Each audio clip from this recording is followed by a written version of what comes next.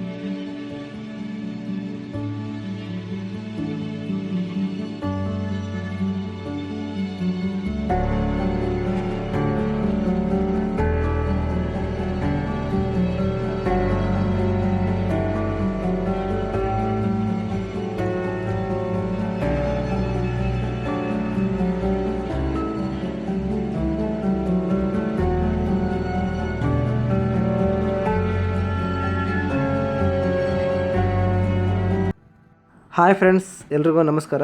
ಇವತ್ತಿನ ಸಂಚಿಕೆಯಲ್ಲಿ ನಾವು ಮರಬನಹಳ್ಳಿ ಗ್ರಾಮದಲ್ಲಿರುವಂತಹ ಶ್ರೀ ಗುಡ್ಡದ ಬಸವೇಶ್ವರ ದೇವಸ್ಥಾನಕ್ಕೆ ಬಂದಿದ್ದೀವಿ. ಇಲ್ಲಿನ ಇತಿಹಾಸವನ್ನು ಇಲ್ಲಿನ ಗ್ರಾಮಸ್ಥರ ಬಳಿ ತಿಳಿದುಕೊಳ್ಳೋಣ ಬನ್ನಿ. ಶ್ರೀ ಗುಡ್ಡದ ಶ್ರೀ ಬಸವೇಶ್ವರ ಸ್ವಾಮಿ ದೇವಸ್ಥಾನ, ಮರಬನಹಳ್ಳಿ ಮರುಸ್ಥಾಪನೆ.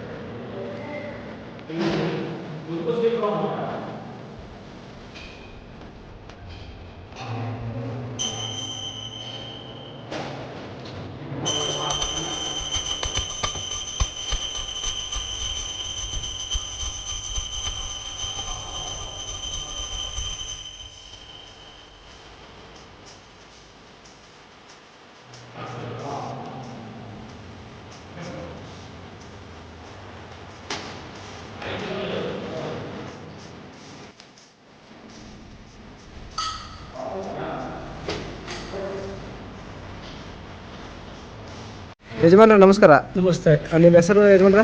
ಕೆ.ಇ. ಸಿದ್ದೇಶ್ವರ ಅಂತ. ಕೆ.ಇ. ಸಿದ್ದೇಶ್ವರ. ಯಾವ ಊರು? ಕೋಟ್ಯಾಳರು. ನಾವು ಕೋಟ್ಯಾಳರ ಗ್ರಾಮ ಪಂಚಾಯತಿ ಮಾಜಿ ಅಧ್ಯಕ್ಷ ಮನೆಯವರು. ಈ ಗುಡ್ಡದ ಬಸವೇಶ್ವರ ದೇವಸ್ಥಾನದ ಇತಿಹಾಸ ನಾವು ಸಣ್ಣ ಕೆಲವ ಇದು ಒಂದು ಪೂಜಾರ ಬಸಪ್ಪ ಮನೆಯಲ್ಲಿ ಒಂದು ಹಸು ಇತ್ತು. ಹಸು ಬಂದು ಆ ಹುತ್ತದ ಮೇಲೆ ಒಂದು ಹುತ್ತಿತ್ತು. ಹುತ್ತದ ಮೇಲೆ ಹಾಲು ಕರಿಯೋಕ್ಕೆ ಬಂದು ಹಾಲು ಕರಿಯಾಗಿ ಏನು ಮಾಡ್ತೀವಿ, ಅಲ್ಲಿ ಒಂದು ಬಸವಣ್ಣ ಹಿಂಗೆ ಕರಿತೈತಿ ಅಂದಾಗ ಅಲ್ಲಿ ಒಂದು ಸುರಂಗ ತೆಗೆದ್ರು, ಎಲ್ಲಿ ತಕ ಐತಿ ಅಂತ. ಸುರಂಗ ತೆಗೆದಾಗ ಏನಾಯ್ತು ಅಂದರೆ ಬಸವಣ್ಣ ಮೂಡಿದ ಒಂದು ಶಿಲ್ಪೆ ಬಸವಣ್ಣಗೆ ಇತ್ತದು. ಈ ಅದಲ್ಲ ಇಲ್ಲೇ ಐತಲ್ಲ ಅದು, ಈ ಹೊರಗಡೆ ಹಾಕಿದ್ದಾರೆ. ಹಾಂ, ಆ ಬಸವಣ್ಣ ಶಿಲ್ಪಿಯಾಗಿ ಮೂಡಿದಾಗ ಅಲ್ಲಿಂದ ಒಂದು ಸಣ್ಣದೊಂದು ದೇವಸ್ಥಾನ ಕಟ್ಟಿದಾಗ ಅಲ್ಲಿಂದಲೂ ಜನ ನಡೆಯೋದಕ್ಕೆ ಭಾಳ ಚೆನ್ನಾಗಾಗ್ತದೆ. ಸುತ್ತಲೂ ಎಕ್ಕನಹಳ್ಳಿ, ಆ ಕಡೆ ಬೆನಕನಹಳ್ಳಿ ಅದು ದಾಯಂಕೇಟೆ ಭಕ್ತರು ಭಾಳ ಅದಾರೆ.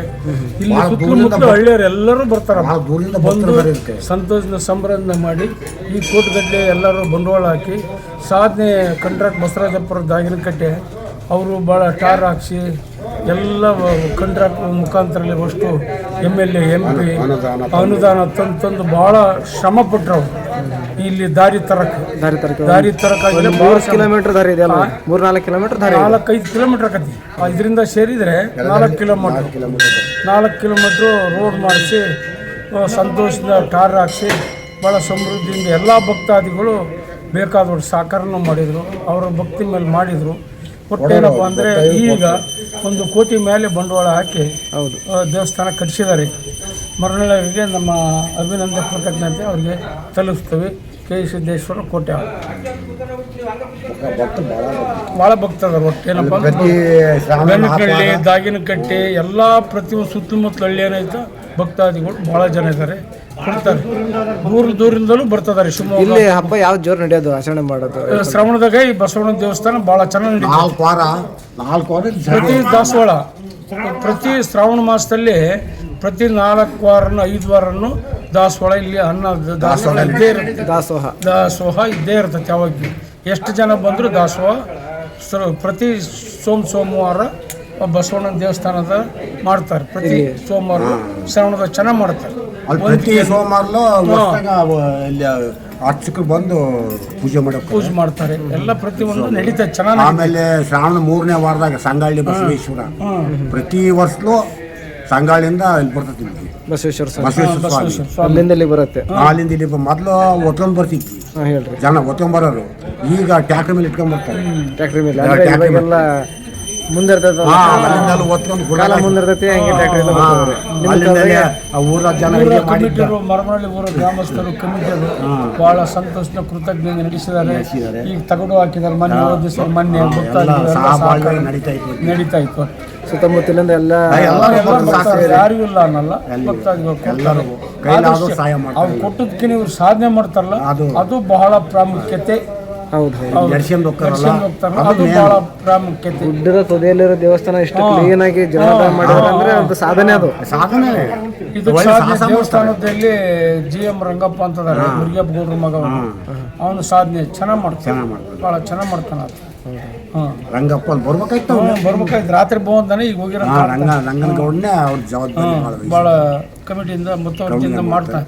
ದೇವರು ಅವನಿಗೆ ಒಳ್ಳೆ ಅಭಿನಂದನೆ ಕೃತಜ್ಞತೆ ಇಟ್ಟಿರಲಿ ಅಂತ ನಾನು 2 ಮಾತನ್ನು ಮುಗಿಸ್ತೇನೆ. ಅಜ್ಜಪ್ಪ, ಈ ದೇವಸ್ಥಾನದ ಹಿಸ್ಟ್ರಿ ಬಗ್ಗೆ ಮತ್ತೆ ಯಾರಿಗೆ ಕೇಳ್ಬೇಕು ನಾವು? ಪುರಾತನ ಹಿಸ್ಟ್ರಿ ಬಗ್ಗೆ ಯಾರು ಯಜಮಾನ ಕೇಳ್ಬೇಕಪ್ಪ.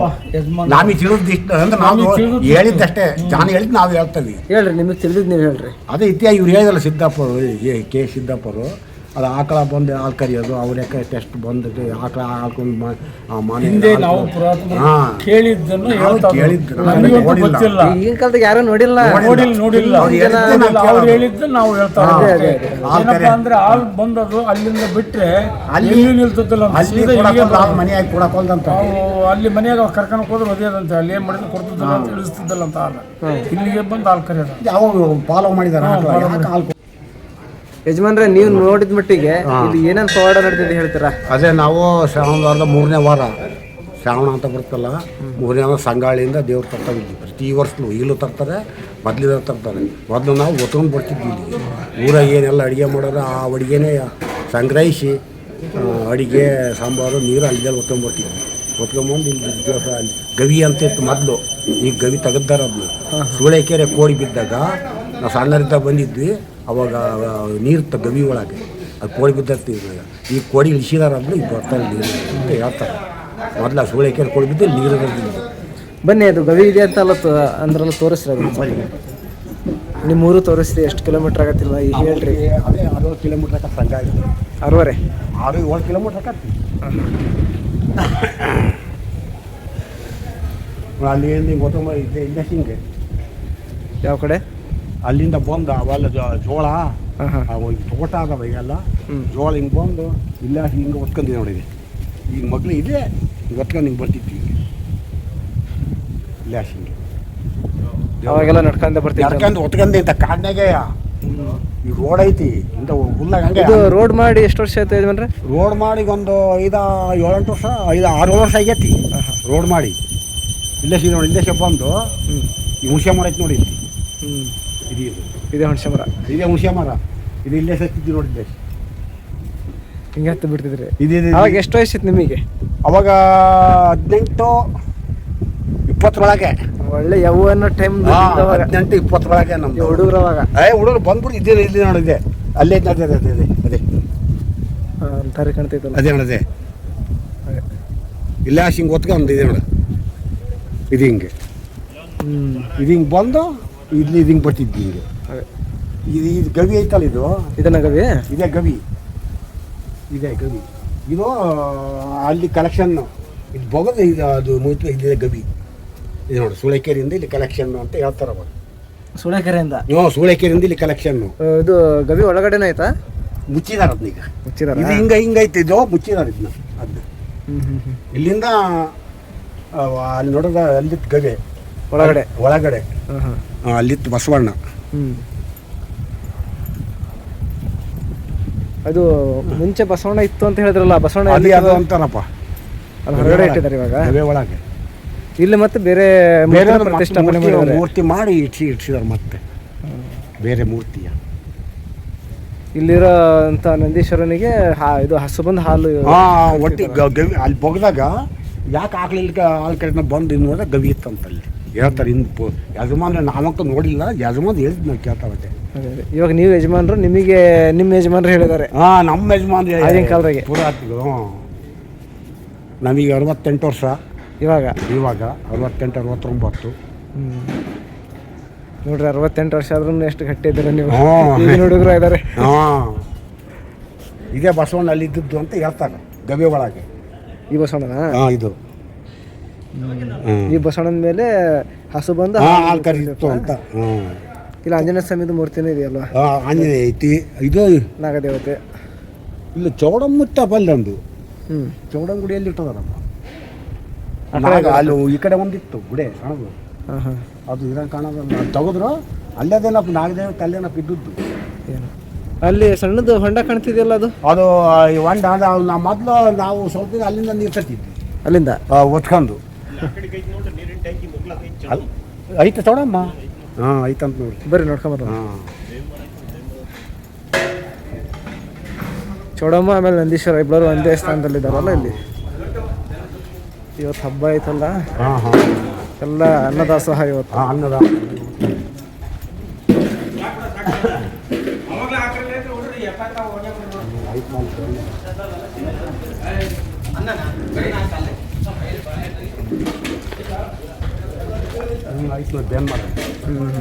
ಅದೇ ಚೌಡಮ್ಮ.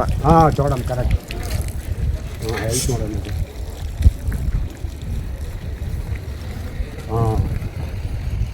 ಅದೇ ಆಯಿತು ನೋಡಿ ಫ್ರೆಂಡ್ಸ್, ಇಲ್ಲಿ ಚೌಡಮ್ಮ ಇದ್ದಾರೆ. ಚೌಡಮ್ಮ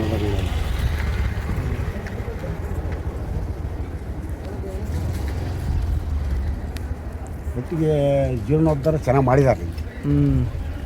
ಅದು ತುಂಬ ಚೆನ್ನಾಗಿ ಮಾಡಿದ್ದಾರೆ. ಅದು ಚೆನ್ನಾಗಿ ಮಾಡಿದ್ದಾರೆ.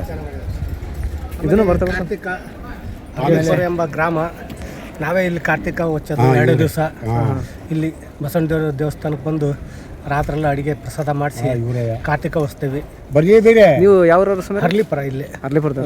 ಅಂದ್ರೆ ಇವತ್ತು ಹಬ್ಬ ಐತಲ್ಲ, ಸುತ್ತಮುತ್ತ ಇರೋರು ಎಲ್ಲರೂ ಬಂದಿದ್ದೀರಾ? ದೂರ ದೂರ ಅವರಿಗೆ ಸಾಕಾರ ಇವ್ರದ್ದು. ನಾವು ದೇವಸ್ಥಾನಕ್ಕೆ ಬಂದಾಗ ಇವ್ರ ಮನೆ ಭಾರಿ ನಡೀತೈತಿ. ಶ್ರಾವಣ ಮಾಸದ ವಾರ ಭಾಳ ವಿಜೃಂಭಣೆಯಿಂದ ನಡೀತೈತಿ. ರಾತ್ರಿನೇ ಎಲ್ಲ ಅಡಿಗೆ ವ್ಯವಸ್ಥೆ ಇಲ್ಲಿ ಭಾಳ ಚೆನ್ನಾಗಿ ನಡೀತೈತಿ. ಭಾಳ ದೂರದಿಂದ ಭಕ್ತರು ಅದಾರ ಇಲ್ಲಿ. ತುಂಬ ಚೆನ್ನಾಗಿ ಜೀರ್ಣೋದ್ಧಾರನ ಮಾಡಿದ್ದಾರೆ. ಅಂದ್ರೆ ಸುತ್ತಮುತ್ತ ಭಕ್ತರು ಜಾಸ್ತಿ ಇದಾರಲ್ಲ, ಎಲ್ರದ್ದು ದೇಣಿಗೆ ಮಾಡಿ ಕಲೆಕ್ಟ್ ಮಾಡಿ ಜೀರ್ಣೋದ್ಧಾರ ಮಾಡಿದ್ದಾರೆ. ಡೈರೆಕ್ಟ್ ಕಲೆಕ್ಷನ್ ರೋಡ್, ಬೈಕ್ ಎಲ್ಲ ಕಾರೆಲ್ಲ ಬರೋದು. ಮುಂಚೆ ರೋಡ್ ಇದ್ದಿಲ್ಲ, ಎಲ್ಲ ಸಿಮೆಂಟ್ ರೋಡ್ ಆಗೈತಿ ಈಗ. ನೋಡಿದ್ವಿ ಬರೋ ಟೈಮಲ್ಲಿ. ನಿಮ್ಮ ಹೆಸರು ಯಜಮಾನ್ರೆ? ನನ್ನ ಹೆಸರು ವಾಗೀಶ್ವರಾಧ್ಯ ಅಂತ. ವಾಗೀಶ್ ಆರೋಗ್ಯ ಅಂತ. ತುಂಬ ಥ್ಯಾಂಕ್ಸ್. ಮೊದಲೇ ಏನು ಇದ್ದಿಲ್ಲ ದೇವಸ್ಥಾನ. ಇದೆಲ್ಲ ಫಸ್ಟ್ ಒಂದು ದೇವಸ್ಥಾನವನ್ನು ಗುಡಿ ಇದ್ದಂಗಿತ್ತು. ಎಲ್ಲ ಇಂಪ್ರೂವ್ಮೆಂಟ್ ಈಗ ಈಗ ಸಾಮೂಹಿಕ ವಿವಾಹ ಕೆಲವರು ಬಂದು ತಾಳಿ ಕಟ್ಸ್ಕೊಂಡು ಹೋಗ್ತಾರೆ, ಕೆಲವು ಮಾಡ್ತಾರೆ, ಇಲ್ಲಿ ಮಾಡಿದ್ದಾರೆ ಮತ್ತೆ ಅದ್ರಾಗ ಮಾಡಿದ್ದಾರೆ. ಕಲ್ಯಾಣ ಮಂಟಪವನ್ನು ಮಾಡೋದೊಂದು ಬಾಕಿ ಐತಿ ಇವಾಗ. ಈ ಸಮುದಾಯ ಭವನ ಕಟ್ಟೋದೊಂದು ಬಾಕಿ ಐತಿ. ನೀರಿನ ವ್ಯವಸ್ಥೆ ಐತಿ, ಸರಿ, ಬಾತ್ರೂಮ್ ಲ್ಯಾಟ್ರಿನ್ ರೂಮ್ ನಿಂದಲೂ ವ್ಯವಸ್ಥೆ ಐತಿ, ಯಾಕೂ ತೊಂದರೆ ಇಲ್ಲ. ಸ್ನಾನಕ್ಕೂ ವ್ಯವಸ್ಥೆ ಐತಿ, ವಾತಾವರಣ ಕೂಲ್ ಐತಿ, ಗುಡ್ಡದ ಮೇಲೆ ಹೋಗಿ ಬರೋರಿಗೆ ಯಾವ್ದು ತೊಂದರೆ ಇಲ್ಲ. ಚೆನ್ನಾಗೈತಿ, ಕರೆಂಟ್ ಎಲ್ಲ ವ್ಯವಸ್ಥೆ ಐತಿ, ಎಲ್ಲ ಎ ಟು ಝೆಡ್ ವ್ಯವಸ್ಥೆ ಐತಿ. ಉಳ್ಕೊಳಕ್ ಜನಕ್ಕೂ ವ್ಯವಸ್ಥೆ ಐತಿ. ರೂಮ್ಗಳು ಅದಾವಲ್ಲ, ರೂಮ್ ಎಲ್ಲ ಚೆನ್ನಾಗಿ ಅಚ್ಚುಕಟ್ಟಾಗಿ ಮಾಡಿದ್ದಾರೆ. ಮಾಡಕ್ಕೂ ರೂಮ್ಗಳು ಅದಾವೆ. ಎಲ್ಲ ರೀತಿಯಿಂದ ವ್ಯವಸ್ಥೆ ಮಾಡಿದ್ದಾರೆ. ಸೌಕರ್ಯ ಐತಿ ನೋಡಪ್ಪ. ಇಲ್ಲಿ ಇವ್ರದ್ದು ಇವರು ಮರಮಳ್ಳರೆ ಅನ್ನ ತಂಡ ಅಂತ. ಇವರು ನಮಸ್ಕಾರ ಯಜಮಾನ್ರೆ. ಇವರು ಜೀರ್ಣದ ಎಲ್ಲ ಕಮಿಟಿ ಎಲ್ಲ ನೀವಲ್ಲ? ಗ್ರಾಮಸ್ಥರು, ಮರಮನಹಳ್ಳಿ ಗ್ರಾಮಸ್ಥರು. ನಿಮ್ಮೂರಿಗೆ ಸಂಬಂಧಪಟ್ಟಿದೆ ಅಂತ ಎಲ್ಲ ಊರಿಗೆ ಇಲ್ಲಿ ದೇವಸ್ಥಾನ ಅಂದ್ರೆ ದೇವ್ರು ಎಲ್ರಿಗೂ ಸಂಬಂಧಪಟ್ಟಿರ್ತಾರೆ. ಹೆಡ್ ಆಫೀಸ್ ಇದನ್ನೆಲ್ಲ ಬ್ರಾಂಚು. ಸರಿ, ನಮಸ್ಕಾರ. ನಿಮ್ಮ ಹೆಸರು ಯಜಮಾನ್ರೆ? ಶಿವಮೂರ್ತಿ ಬಿ ಅಂತನಾ? ನೀವು ಸಂಗಾಳ್ಯಾರ? ಎಷ್ಟು ವರ್ಷದಿಂದ ಬರ್ತಿದ್ದೀರಿ ಇಲ್ಲಿಗೆ? ಒಂದು 50 ವರ್ಷದಿಂದ ಬರ್ತದೆ. 50 ವರ್ಷದಿಂದ. ನೀವು ಚಿಕ್ಕ ವಯಸ್ಸಿಂದನೂ ಬರ್ತಾ ಇದ್ದೀರಾ? ದೇವಸ್ಥಾನ ಇಂಪ್ರೂವ್ಮೆಂಟ್ ಮಾಡಿ ಎಷ್ಟು ವರ್ಷ ಆಯ್ತು ಯಜಮಾನ್ರೆ? ಒಂದು 4-5 ವರ್ಷ ಆಯಿತು. ಒಂದು 5-6 ವರ್ಷ. 5 ವರ್ಷ ಆಯ್ತು. ಮುಂಚೆ ಯಾವ ಥರ ಇತ್ತು ದೇವಸ್ಥಾನ? ಮುಂಚೆ ಒಳಗೆ ಇತ್ತು ಗುಡಿ, ಒಂದು ಗುಡಿ ಇದ್ದಂಗಿತ್ತು. ಇದು ಬಸವಣ್ಣ ಒಳಗಿತ್ತು, ಭೂಮಿ ಒಳಗಿತ್ತು. ನೀವು ನೋಡಿದ್ದೀರಾ? ನಾವು ಒಂದು 5 ಅಡಿ ಆಳದಾಗಿತ್ತು. 5 ಅಡಿ ಆಳದಾಗಿತ್ತಾ? ಇಲ್ಲಿಂದ ಒಂದು ನಿಂಬೆಹಣ್ಣು ಹೋದ್ರೆ ಸುಳೆಕೆರೆಯಲ್ಲಿ ತೇಲೋದು. ಇಲ್ಲಿ ಸುರಂಗದಾಗ ಒಂದು ನಿಂಬೆಹಣ್ಣು ಹಾಕಿದ್ರೆ ಸುಳೆಕೆರೆ ಕೆರೆ ತೇಲೋದು. ಸುರಂಗ ಇದು ಒಳಗಿತ್ತು ಬಸವಣ್ಣ. ಅಂದ್ರೆ ಇದನ್ನ ಯಾರು ಸ್ಥಾಪನೆ ಮಾಡಿದಾರೆ ಅಂತ ನಿಖರವಾಗಿ ಗೊತ್ತಿಲ್ಲ, ಮಾಹಿತಿ ಗೊತ್ತಿಲ್ಲ. ಅಂದ್ರೆ ನೀವು ನೋಡಿದ ಮಟ್ಟಿಗೆ ಸುರಂಗ ಇದ್ದು ನೀವು ನೋಡಿದಿರ? ಇಲ್ಲಿ ನಿಂಬೆಹಣ್ಣು ಇಲ್ಲಿ ಬಿಟ್ರೆ ಅಲ್ಲಿ ತೆಲದ್ ನೋಡಿದಿರ? ಹೇಳ್ತಾರೆ, ನಾವು ನೋಡಿಲ್ಲ, ಅದು ಹೇಳ್ತಾರೆ. ಸುರಂಗ ನೋಡಿದ್ದೀವಿ. ಬಂದು ಇಲ್ಲಿ ಅವಾಗೇನೋ ಬಗ್ದಕ್ಕೆ ಇಲ್ಲೊಂದು ಬಸವಣ್ಣ ಇತ್ತು. ತುಂಬ ಧನ್ಯವಾದಗಳು ಯಜಮಾನ್ರೆ ನಿಮಗೆ. ಯಜಮಾನ್ರೆ ನಮಸ್ಕಾರ. ನಮಸ್ತೆ. ನಿಮ್ಮ ಹೆಸರು? ರೇವಣ್ಣ ಅಂತ, ಮರಮಳ್ಳಿ ರೇವಣ್ಣ. ರೇವಣ್ಣ ಅಂತಲ್ಲ? ರೇವಪ್ಪ ಅಂತ ಕರೀತಾರೆ. ಇದು ಯಜಮಾನ್ರೆ, ಈ ದೇವಸ್ಥಾನದ ಇತಿಹಾಸದ ಬಗ್ಗೆ ಹೇಳ್ತೀರಾ ನಮಗೆ, ನಮ್ಮ ವೀಕ್ಷಕರಿಗೆ? ನನಗೆ ಗೊತ್ತಿರೋದನ್ನು ನಿಮಗೆ ಸಂಪೂರ್ಣ ತಿಳಿಸ್ಕೊಡ್ತೀನಿ. ಹೇಳಿ. ಇದು ನಮಗೆ ಗೊತ್ತಿರೋಂಗೆ ನಮ್ಮ ಅಪ್ಪರ ಕಾಲ ಆಗಿದ್ದು ಹಿರೇತಲೆ, ಹಿರೇತಲೆಗೆ ಆಗಿದ್ದು. ಆಮೇಲೆ ಇದ್ರ ಪ್ರಕಾರ ಲೆಕ್ಕ ಹಾಕಿದರೆ ಇಲ್ಲಿ ನಮ್ಮ ಮನೆ ಹಸು, ನಮ್ಮದೇ ಮನೆ ಹಸು ಇಲ್ಲಿ ಬಂದು ಹಾಲು ಕರಿತಿತ್ತು ಅಂತ. ಆವಾಗ ದನ ಕಾಯನಿಗೆ ದಿವಸ ಗಲಾಟೆ ಮಾಡೋರು. ಏನಂತ ಗಲಾಟೆ ಮಾಡೋರು? ಹಸು ಹಾಲು ಕೊಡ್ತಾ ಇಲ್ಲ, ಯಾಕೆ ಬರ್ತೀವಿ ಅಂತ ಗಲಾಟೆ ಮಾಡೋರು. ಅವನು ಒಂದು ದಿವಸ ಬಜೆಟ್ಸಿನ ಸಾಕಾಗ್ಬಿಟ್ಟು ಏನು ಮಾಡ್ತೀವಿ ಅಂತ ಆಕಳಿಂದ ಬಂದು ಪರೀಕ್ಷೆ ಮಾಡಿ ನೋಡಿದಾಗ ಅಲ್ಲಿ ಉತ್ತದ ದಿಗಡಿ ಮೇಲೆ ಪೆಳೆ ಸಂಧ್ಯಾಗಾಸಿಂದ ಹೋಗಿ ಹಾಲು ಕರಿತಾ ಇತ್ತು ಹಸು. ಆವಾಗ ಅವ್ನು ಬಂದು ತಿಳಿಸ್ದಂಗೆ ಊರಿಗೆ ಬಂದು ಯಜಮಾನಿಗೆ ತಿಳಿಸ್ದಂಗೆ. ಆವಾಗ ಯಜಮಾನ್ರು ಏನು ಮಾಡಿದರು, ತಿರ್ಗಾಕಿ ಎಲ್ಲರೂ ಕರ್ಕೊಂಡು ಫಾಲೋ ಮಾಡಿ ಬಂದು ಇದು ನೋಡಿದಾಗ ಅದು ಪೂರ್ತಿ ಅವ್ರಿಗೆ ತೆಗೆದಾಗ ಬಸವಣ್ಣನ ಒಂದು ಪ್ರತಿಮೆ ಸಿಕ್ತು. ಆವಾಗಿಂದ ಬಸವಣ್ಣನ ಪ್ರತಿಮೆ ಮಾಡಿ ಆ ದೇವಸ್ಥಾನ ಆವಾಗ ಯಾವುದು ಅಪ್ಪರ ಕಾಲದಾಗೆ. ಎಷ್ಟು ವರ್ಷ ಆಗಿರ್ಬೋದು ಇದು? ಸ್ವಲ್ಪ 100 ವರ್ಷ. ನಿಮ್ಮ ಮುತ್ತಾಜರ ಕಾಲದಲ್ಲಿ? ಅಪ್ಪರ ಕಾಲದ 100 ವರ್ಷ ಆಗಿದೆ. ಈಗ ನಮಗೆ 75 ಈಗ 100 ವರ್ಷ ಲೆಕ್ಕ. ಲೆಕ್ಕ ಹಂಗೆ. ಆವಾಗ ಏನಾಗುತ್ತೆ ಅಂತಂದರೆ ಇಲ್ಲಿಂದ ಒಂದು ಸುರಂಗ ಮಾರ್ಗ ಐತಿ.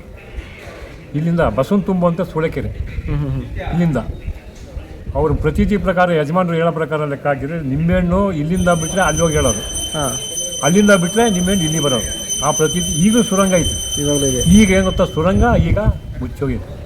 ಇದು ಗುಡ್ಡ ಬೆಳೀತಾ ಬಂದಂಗೆ, ಕಲ್ಲು ಬಂಡೆ ಬೆಳೀತಾ ಬಂದಂಗೆ ಮುಚ್ಚೋಗ್ತದೆ. ಆದರೆ ತದನಂತರ ಏನು ಗೊತ್ತಾ, ಹಳೆ ದೇವಸ್ಥಾನ ಕಟ್ಟಿ ಅಲ್ಲಿಂದ ನಾವೇ ಪೂಜೆ ಮಾಡ್ಕೊಂಡು ಬರ್ತಾ ಇದ್ವಿ.